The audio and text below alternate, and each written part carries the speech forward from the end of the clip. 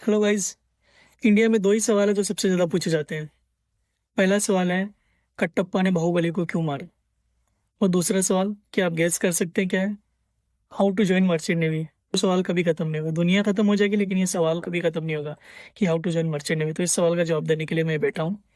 तो guys, merchant navy आप दो तरीके से ज्वाइन कर सकते हैं, after 10th and after 12th। 10th में 40% मार्क्स है और आपके मैथ्स, जनरल साइंस और इंग्लिश अगर सब्जेक्ट्स है 10th में, तो आप जीपी रेटिंग का कोर्स कर सकते हैं। आफ्टर 12th अगर आपके पीसीएम है और पीसीएम में 60% मार्क्स है तो आप DNS, BSc and marine engineering का कोर्स कर सकते हैं, जिसके बाद आप मर्चेंट नेवी ज्वाइन कर सकते हैं।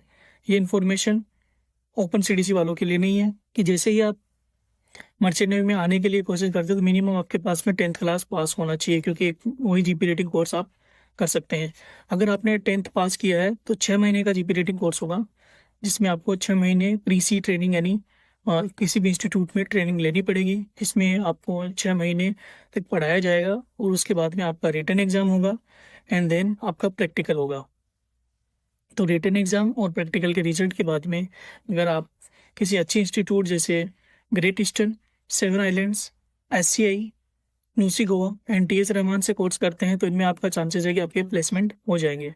न्यूसी गोवा एंड TS रहमान में 50 to 60% प्लेसमेंट होता है, बाकी इन तीनों में seven island, SCI and great eastern इनकी खुद की कंपनी है तो इनमें 100% प्लेसमेंट है। अगर आप किसी और इंस्टीट्यूट से करते हैं तो आपको फिर प्लेसमेंट के लिए भटकना पड़ेगा, आपको कोई एजेंट ढूंढना पड़ेगा, फिर आपको कोई रेफरेंस लगाना पड़ेगा। मोस्टली कंपनीज आजकल यही कह देती है कि हम फ्रेशर्स को नहीं लेते हैं।